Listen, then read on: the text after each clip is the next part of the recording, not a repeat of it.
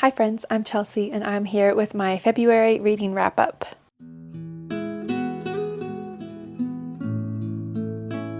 I really need to start doing these wrap-ups a little sooner because it's now the middle of March and I feel like I've forgotten a lot of what I read in February. So yeah, I need to start doing these wrap-ups a little bit closer to the time that I'm actually reading the books. But I am here now and that's what matters. So I'm just gonna give you a couple quick little stats and then jump into my reading wrap-up. I'm referring to my reading journal again. Very beautiful scribbled in notes. You can see how aesthetic it is. I'll just tell you some stats. So I read 9 books in February, which honestly is impressive because it's a shorter month and I usually read like 7 to 8 books a month, but it did help that some of those were only 100 to 150 pages and I'll tell you about those. Yeah, so I read 9 books, 12 books were on my TBR and I read 8 of those books. So not too bad, more than half for sure. And since then I've also read 2 of those books that were on my February TBR. They carried over into March. So I'm making my way through that. All of the books I read were from the library in some form except for one of them. One of them was from my physical TBR. So I'm hoping to get a little bit more progress on reading my physical TBR this month, but I was grateful to have so many good library books. 3 of them were strictly physical reads. 1 was strictly audiobook, and then the rest, which I think was 5 books, were a little bit of both, going back and forth and immersion reading and all that. So I don't have a ton of books to show you today because I don't have them all from the library, but I'll show you a couple.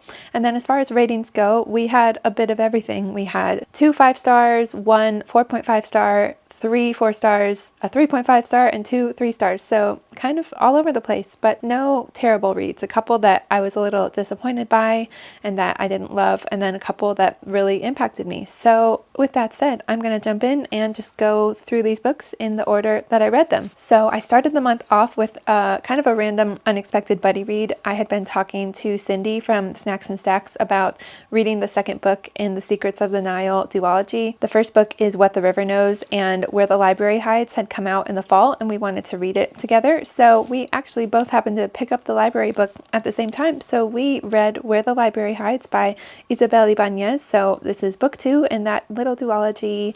It is very much The Mummy meets Death on the Nile with some archaeology elements, some mystery, romance. It's a historical fantasy. I've talked about the first book a lot, so I'm not going to really go into the plot, especially because this is the second book and the first one really left us with a cliffhanger and this picked up right where we left off. So no spoilers here. We just randomly decided to read this one together and it was a really fun buddy read. That was probably the best part about it, to be honest. So I rated the first book, I think like 4.5 stars. I'd say 4 to 4.5. And as you can see, I gave this one 3 stars. I had a fun time, but definitely enjoyed the first one a lot more and was not super impressed with this one. I will just say a couple of the things I liked about it, and I have some notes here as usual. So just like the first one, this was very fast paced, an easy read, pretty entertaining, and I didn't want to put it down for the most part, so definitely went through this one pretty quickly. And I love the beautiful atmospheric, lush setting. We're in Egypt, and like I said, the archaeology elements are kind of fun. This one had a bit of an ensemble cast dynamic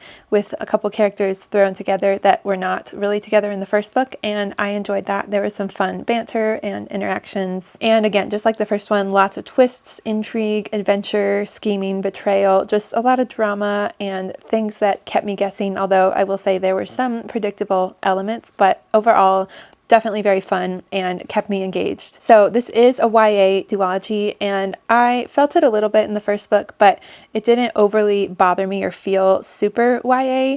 Definitely the main character is a little bit on the younger, immature side, but it didn't bother me as much in the first book. But in this second book, she was just so annoying, and the love interest. So Inez is the female main character and Wit is the love interest, and they were just quite annoying and honestly just dumb. Like their decisions, I just could not deal with it. It just took me out of it. I could not take them seriously and just didn't feel that like connection to the romance that I felt in the first book. There was something that happened early on that the male main character did that I just really could not look past. And so it made it kind of hard for me to root for the romance in the end, and just how the female main character was so, I don't know, like naive and just trusting of everyone. And then, not to spoil anything, but things just kept happening where you're like, you should have seen that coming. You shouldn't have trusted these people. And she just continually was taken advantage of, but it felt like her own fault, honestly. So maybe I'm being too harsh, but the characters just felt kind of dumb and annoying, to be honest. And the villains in this were a little bit cliche, not very layered or complex in any way, a little laughable at times. So again, that kind of took me out of it. I just liked the first book a lot more, but I did have a fun time with this overall. I do recommend this duology. Just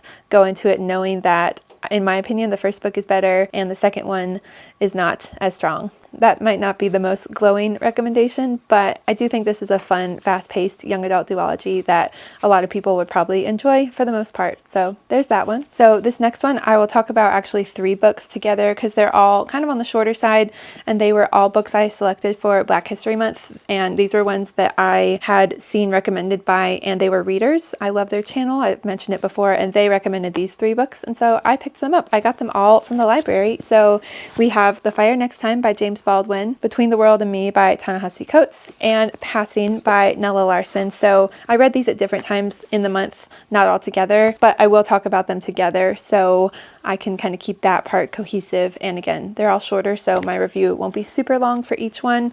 I guess I'll talk about Passing first. I feel awkward here holding all these books. Also, I have a cat trying to get in my lap. So a lot going on here. Passing by Nella Larson. I don't actually remember when this was written. I think this says it was originally published in 1928 or 1929. 1929, we'll go with that. So, you know, it's almost a century old. Definitely feels like a classic and is thought of as a classic. So this one is about 2 women who are both Black, but they're living very separate lives. One of them is passing for white, and she is hiding her true identity from her extremely racist husband. But then the 2 main characters, Irene and Claire, their lives kind of intersect. They used to be friends and then they were out of touch, but Claire contacts Irene. Their lives become intertwined again, and they are kind of intrigued by the path that the other has taken and certain pros and cons that they're both experiencing. Yeah, you really just follow them. It's a very short, character-driven story, not a whole lot of plot, and it's just exploring this concept of passing and different ways that people are perceived according to their skin color and their social class and whatnot. It's set in the 1920s in Harlem, I believe, and so you get that sense of the culture at the time. It felt like Great Gatsby, but set in Harlem, which I really enjoyed that setting and time period. But also you really just feel the tension between these 2 women and their different life paths, and especially with one of them having this very racist husband, there is a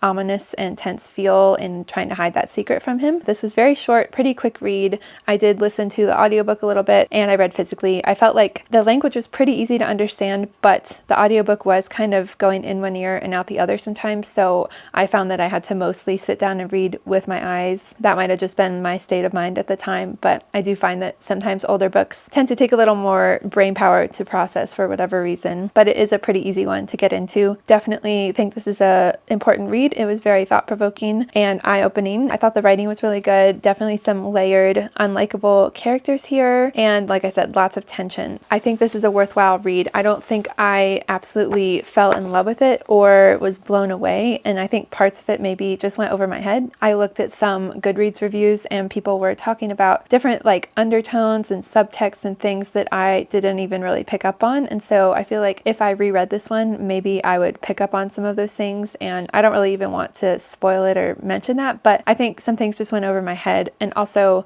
I feel like I wanted it to explore the whole concept of passing just a little more. I felt like a lot of it was just like the character interactions and conversations. There were definitely moments where you got to see them talking about their lives as Black people or living as a white person, especially commentary on different skin tones and how someone is seen as less than for having darker skin and just different things like that. But I feel like I wanted it to go into it a little more. And again, this one is very character driven, not very plot forward, not very fast paced or anything. So I wasn't necessarily itching to pick it back up, but I think this is definitely an interesting read. Very good for Black History Month. And it just portrays a different side of being Black and what it's like to have the option to even pass as white and just the different dynamics that come with that. So definitely recommend. It just wasn't like a top favorite for me necessarily. But these two I really loved. So I actually read Between the World and Me first, which I probably should have read The Fire Next Time first, because I think this one was definitely inspired by The Fire Next Time. This one was written in the maybe early 2000s, and then The Fire Next Time was like 1960s. And they're very similar. They're both in letter format, both nonfiction, and both just reflections on the Black experience and Black history in America and all that. So like I said, this is nonfiction structured as a letter to the author's son about the past and present of Black people in America, how to live in a Black body and reconcile all that has been done to your people and what is currently happening, just how to live in that tension. It feels a bit like a memoir, but also mixed with just like musings on life and where to go from here in our culture. I thought this was really powerful. Really enjoyed the audiobook because he narrates it himself, and it was just really cool to hear him reading. I always love when the author narrates their own book. And this is another one that is super short, but this really packs a punch. I was impressed by how much he was able to fit in here and just how thought-provoking again it was for me. Had a lot of emotions and impressions on me, like beautiful, tragic, very raw, very honest, but somehow hopeful, just very powerful. And this feels like a modern classic. Like if it's not, it should be considered a modern classic. Definitely a hard read, but impactful. Just loved his writing, very eloquent, very intelligent. Lots of quotes that I wrote down, which I will read just one. It's hard to pick, but I'll read one for you. And he really talks a lot about how race is just a construct designed to put Black people at the bottom and use them to bring about America's success, and just thinking about how race is truly not a real thing, but how it's just a social construct. And also talking a lot about the Black body and how so many things affect it, not even just killing it, but just how their experiences daily affected. I'm probably not explaining this very well, but this really did impact me. I don't really have any complaints or problems with it. This feels like required reading, especially given our current political climate. I think everyone should read this, but especially white Americans. I feel like we'd be in a better place if more people would read books like this. So I'm going to just read a quick quote and then go on to the James Baldwin book. The mettle that it takes to look away from the horror of our prison system, from police forces transformed into armies, from the long war against the Black body, is not forged overnight. This is the practiced habit of jabbing out one's eyes and forgetting the work of one's hands. To acknowledge these horrors means turning away from the brightly rendered version of our country, as it has always declared itself, and turning towards something murkier and unknown.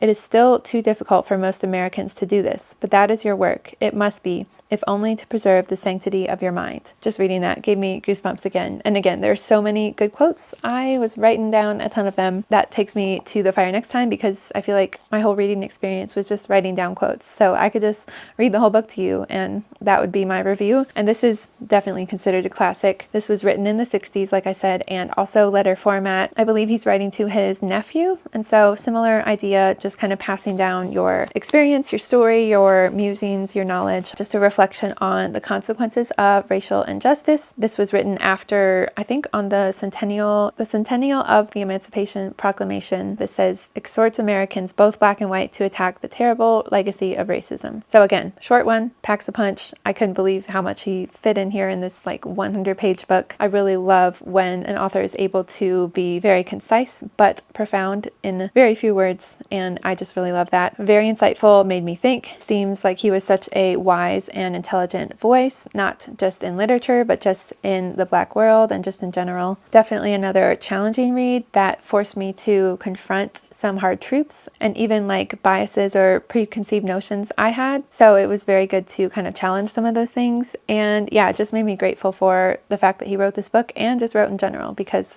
his voice is very important. And I think a lot of people should read this book as well. I would love to read more of his books. So if you have any James Baldwin recommendations, let me know. I know he's written a lot of books and also a lot of fiction. I would love to read something fictional of his. So I'm just going to pick a couple of quotes, because I don't know if you can see this, I have like a note of all these different quotes. There's even more than that.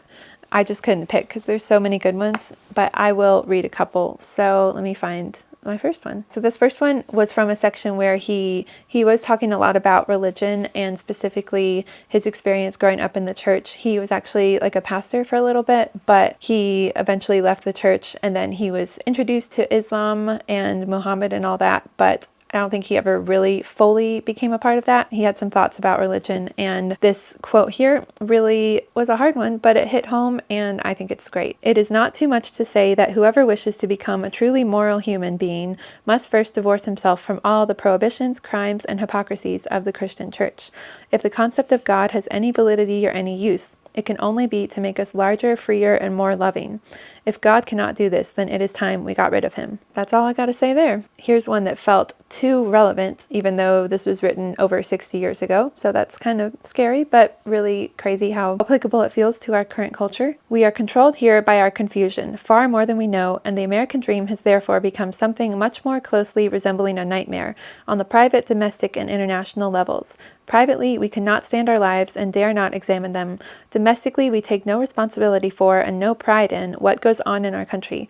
And internationally, for many millions of people, we are an unmitigated disaster." Sad that that still feels true to this day. I will say one more here. "In short, we, the black and the white, deeply need each other here if we are really to become a nation, if we are really, that is, to achieve our identity, our maturity as men and women." He does talk a lot about unity and almost offering white people an opportunity to do better, even though they have committed so many atrocities and horrors to black people throughout history. He is not bitter or cynical. I love that about both books, actually. I felt that in Between the World and Me, when they both have every right to feel bitter and cynical. They have this sense of grace and hope for better days and for a chance to come together. I just love that because they don't need to do that. They do have every right to be upset and angry about everything that's happened, and there is still that anger there, but that sense of hope, just believing that we can be better as a country and come together as people, even though, we're still not where we should be to this day. We have come a long way, and I think just reading his words is powerful and important for people in our culture, again, across the world, but specifically for Americans. I'm probably not making a ton of sense here, but I do highly recommend checking out these 3 books. Of course, I read it for Black History Month, but you can read it any time of year, and diversifying your reading is very important. Spent longer on that than I thought, but those books do deserve a spotlight. And next up, I'm going to go kind of quick here because this one was kind of underwhelming to me. I read Onyx Storm by Rebecca Yarros, like everyone else. This was kind of a buddy read with some people over like an email chat. I was kind of slacking on it, but I enjoyed reading people's thoughts. And this was with Kat, Mimi, Bonnie. I'll link their channels in the description. If you don't know what this is, where have you been? Because it's been everywhere. So it's the 3rd book in the Fourth Wing series, or the Empyrean series, I guess. I loved Fourth Wing. I gave it 5 stars. Iron Flame, I think I gave around 4 stars, and this one I gave 3. So it's just kind of gone downhill a little bit. It's still a fun series. It's kind of like the other book, Where the Library Hides. Fun and entertaining, enjoyable, but nothing that I'm like obsessed with or that I think is super great quality. I will say that while I was reading Onyx Storm, even though there felt like there wasn't much happening at times, I did want to keep reading it. There's something about these books that just pulls you in and feels kind of addicting. Even though overall I wasn't that obsessed, I did have a fun time. There were some big reveals and intense moments that I enjoyed. I always love Violet and Xaden, even though their spicy scenes are a little much sometimes, but I do like the romance. I love the dragons. I could do more of the dragons, but you can't ask for too much, I guess. These are just fun books, and they don't take a lot of brain power, although this one, I will say, it took a little more because I didn't know who most of these characters were.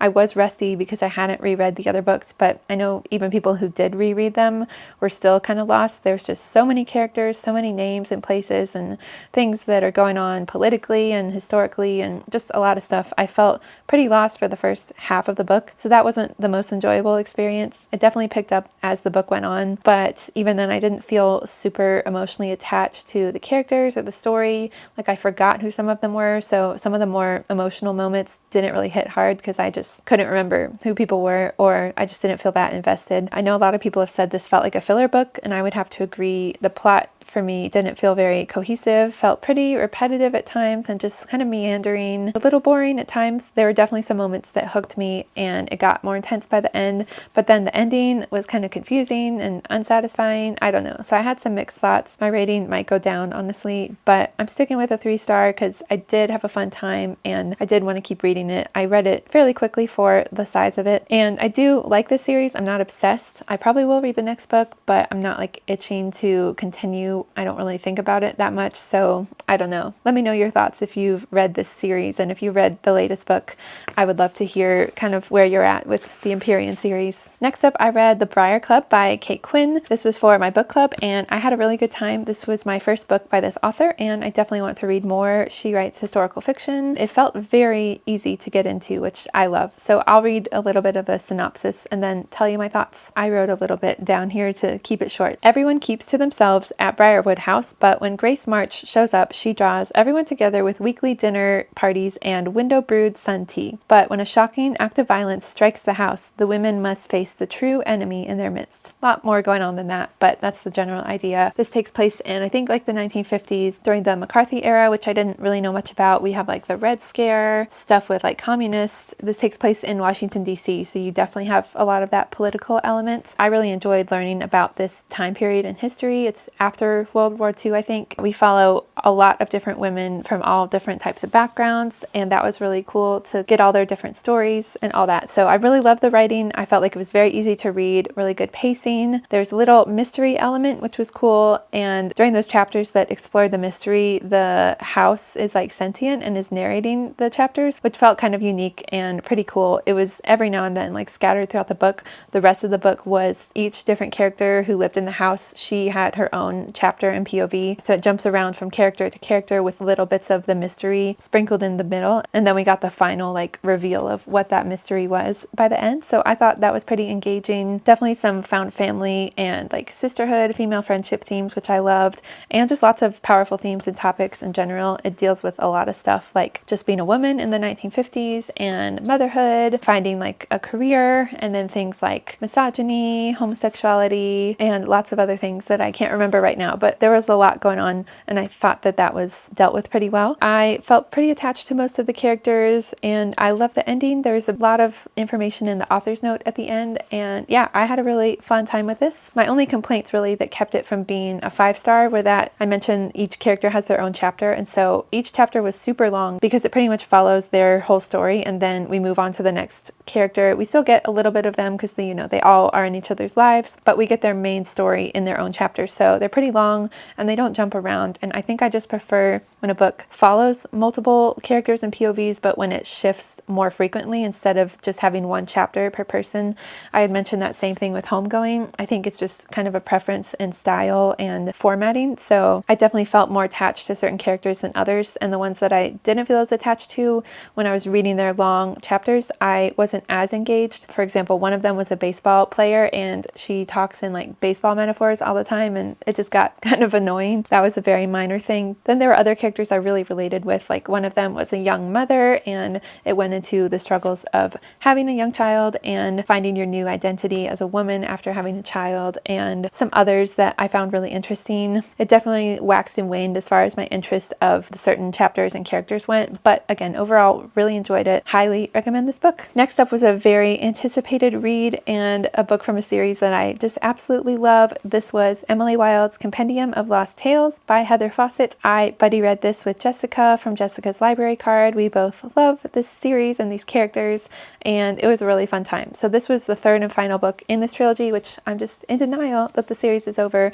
I'm feeling a reread coming at some point. So no spoilers here, obviously, it's the third book, but if you don't know by now, the first book and all of these are cozy historical fantasy with a little bit of romance. We follow Emily and Wendell. They are scholars, and Emily specifically is looking into fairies and just studying them, and they continue their study of fairies, and we continue to see where their relationship goes in this book. And we're kind of in a different setting, and fairy tales also have a very big part of the story, and I thought that was really cool. So what I love about these books is they're definitely cozy, but they also have this kind of dark and creepy atmosphere, so it's a good combination. Just beautiful descriptions, great writing, very quirky, funny and relatable characters, also very lovable. I just love Emily and Wendell. Wendell's my favorite. I love their relationship. It's just so comfortable and sweet.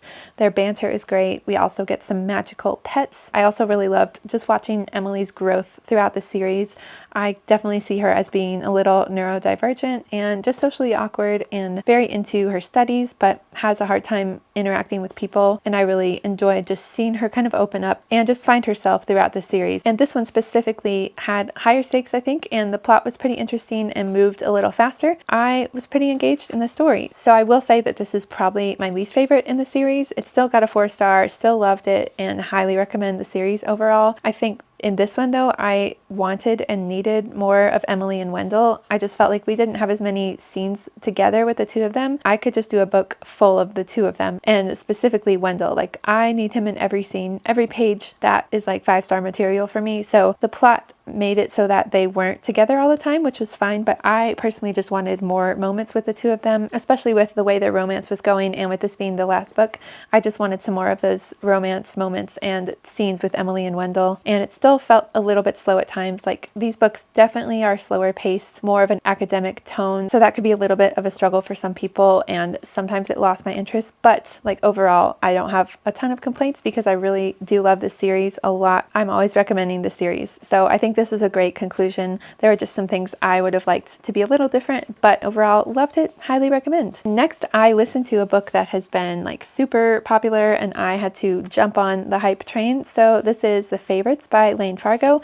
and this actually happened to be the book club choice for Sully's Fable book club. I'll link her as well. And so that was fun to kind of chat with people in the Fable group about the book and, you know, all the different things that happened. This one has been compared to Daisy Jones and the Six, and also I think Wuthering Heights and a little bit of Magnolia Park. So a lot going on there, but it's kind of in a documentary style, also with one of the main characters telling her story. So we get that feel with the mixed media, also very like toxic and dramatic as far as the relationships go. So that's where some of that inspiration is. So this one is about two childhood sweethearts who become famous figure skaters, but then something happens at the Olympic Games and the truth comes out in a documentary that's made 10 years later. Very simple, broad plot summary, trying to keep it pretty succinct here, but yeah, a ton of drama. Definitely a very good audiobook. Lots of different narrators. We have this documentary style that jumps back and forth, different POVs, different timelines. Mixed media did feel like Daisy Jones and the Six for sure. This one's just very fun and bingeable, fast-paced, full of drama, like lots of drama, lots of toxicity, gossip, twists and turns. It's one of those that is hard to put down because the chapters are pretty short and you just want to know what happens with all the drama that's going on. I didn't really expect much of what happened. I was very engaged in the story. So I don't think I was as obsessed with this one as a lot of people seem to be. I just didn't feel as connected to the main characters. I don't know if it was because I listened to the audiobook, sometimes that happens, or just because of how truly toxic and terrible all of them were. It was hard for me to root for them, honestly. I didn't feel the romance chemistry. I just didn't fall in love with the characters as much, and that's a big thing for me. And the ending felt a little out of place and anticlimactic after the kind of the path that we went throughout the book. I don't know, I was expecting something different, and so that was a little bit of a letdown, but other than that, I really did have a fun time, and I think a lot of people will love this. Definitely recommend picking up the audiobook if you do read this one. And then finally, I have a book to hold up. This is one that I own, and it's off of my physical TBR now, so this is Mistborn by Brandon Sanderson. I did a buddy read of this with Shuba. We had a great time. We always have fun with buddy reads, and I got to read another Brandon Sanderson. So this was actually a reread, but I hardly remembered anything, so it felt like I was reading it for the first time. I remembered like the major plot twists at the end, but that's pretty much it. So it was fun to kind of jump back into this. I definitely think that some of his other books are stronger, and I'm curious to see where the series goes from here. So in one sense, I know a lot of people recommend starting with this book, and I would say to do that, but just know that it's not one of his stronger books as far as characters or writing goes, but that it does get better with his other books and series. So this one, what is this about? I always have a hard time summing up fantasy books. I might just read the back, honestly, because I'm getting kind of tired and this video is getting long. The mists rule the night. The Lord Ruler owns the world. Once a hero arose to save the world. He failed. Ever since, the world has been a wasteland of ash and miscontrolled by the immortal emperor known as the Lord Ruler. But hope survives. A new uprising is forming, one built around the ultimate caper, the cunning of a brilliant criminal mastermind, and the determination of an unlikely heroine, a street urchin who must learn to master the power of a mistborn. So very much a revolution, uprising, rebellion kind of story, which I always personally love. Kind of a heist element. The beginning of it did remind me of of Six of Crows a little bit. We have that found family ensemble cast feel and some definitely morally gray, almost criminal type characters coming against the morally corrupt powers that be. As always with Brandon Sanderson, I think this had great world building, very fun twists and turns, pretty good pacing, lots of good history with the world and the religion, the culture, politics, all of that. Very interesting, very cool setting. We have like these dirty, mist-filled streets, and then that's also juxtaposed against noble balls and stuff. So very different feel as far as the different people that we see and the different parts of society. And there's a little bit of romance in this, very small hints of it, but I enjoyed that part of it. The second half of the book was pretty crazy, and the ending was a little mind-blowing. Definitely makes you kind of intrigued to go on to the next book. Although if you watch Shuba's review of this, I would have to agree with what she says, where it kind of feels like it could be a standalone, like it ends satisfying enough, but for me at least, I feel intrigued to continue on and see where the story goes and where the series goes. So I think what